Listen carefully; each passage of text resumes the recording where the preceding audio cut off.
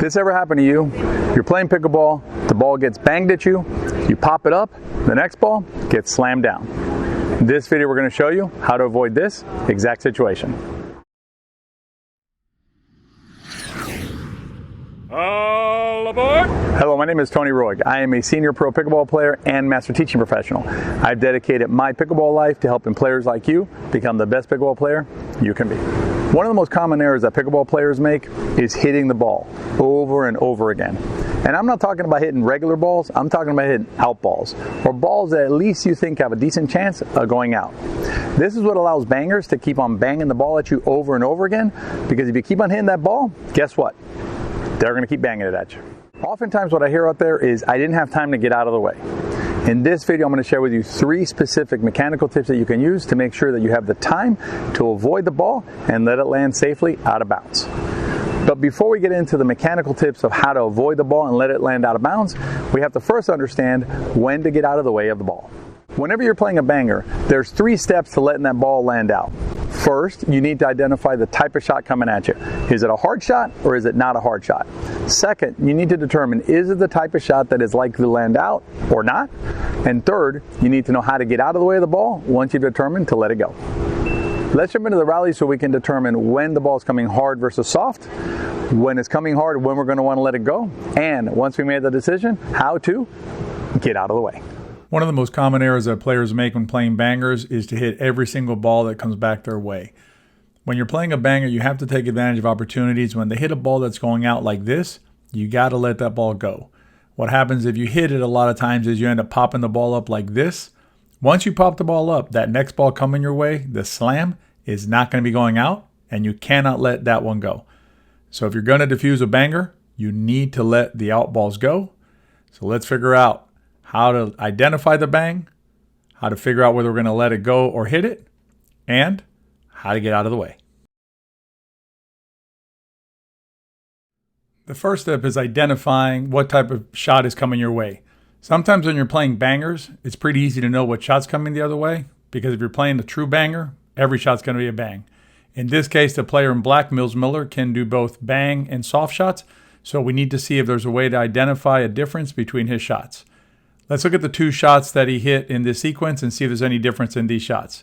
This one here is a soft shot, and the next one will be the hard shot. See if you can identify any difference between these 2 shots. We're going to zoom in again and do a little slow-mo here on the soft shot. You'll notice that in the soft shot, Mills' arm does not come back. When he hits the hard shot, he coils the arm back and gets ready to attack the ball. Now that we've identified that it's a hard shot coming our way, we have to decide, are we going to hit the ball or avoid it? This is an issue a lot of times for rec players. They believe they have to hit every ball that's hit their way. This is where you can exercise agency to decide whether you're going to hit the ball or let it go. When you're playing a banger, more often than not, the best decision is to let it go. Let's look at some hints that'll help you identify whether to let the ball go or hit it. First hint is the ball being hit hard or driven inside the court? If the ball is being hit hard or driven inside the court, there's a higher percentage that the ball is going to go out. The second hint is the ball being hit at or under net level? The closer the ball is to the net level or under the net level, the higher the chance that the ball is going to go out. A third hint comes from one of those sayings you may have heard at your courts, which is shoulder high, let it fly. This is definitely a good hint to decide whether to let the ball go out or to hit it. The difficulty with this hint is that the ball is going to be at or closer to your body when you make the decision. So we recommend focusing on the other 2 factors as well as where the ball is at the time it gets near your body. Let's look at this rally one more time and go through the first 2 steps of deciding what to do with a hard hit shot. First, we're going to look at Mills' setup here. When he coils his arm back, it's indicative of a hard shot coming our way, particularly when we compare it with his shot immediately preceding where he did not coil his arm back. Next, we're going to determine whether we should hit it or let it go. Mills is hitting this ball from inside the court, and he's hitting it at about net level. Those 2 factors are in favor of letting the ball go. And the last one is the ball is coming towards the shoulder of the player, definitely indicating a ball that should be let go. The last step in the process is how to avoid the ball. It is a mechanical part of the process. It's the mechanical pieces that you need so that you can avoid the ball and let it sail out. Unfortunately, in the last rally, the player did not let the ball go, So we're going to look at this rally to show you how to get out of the way of the ball. I'm going to show you 3 specific mechanical tips that you can use to avoid the ball and let it sail out of bounds. Let's make sure that avoiding this ball is the right decision for me to make here. Step 1, is the ball going to come hard or soft? Based on the fact that Tom has loaded up his body and coiled the paddle back, pulled the paddle back to attack the ball, I'm expecting a hard shot. An interesting side note here, if the ball comes soft, it's okay, but I need to be ready for the hard ball. When you're ready for a hard shot and it comes soft, you have time. If you're expecting a softball and it comes hard, you do not have time to react. So step 1, hard shot. Step 2, should I hit it or avoid it? Based on where he's hitting this ball, inside the court and under the net, those factors lead in favor of getting ready to avoid the ball. We're going to look at that rally again, and I'm going to give you 3 specific tips that you can use to get out of the way of the ball so it doesn't hit you and it can land safely out of bounds. If this content is helpful to you, consider joining me and my fellow teaching professional, CJ Johnson, at WeArePickleball. We provide all the resources that you need to become the best pickleball player that you can be.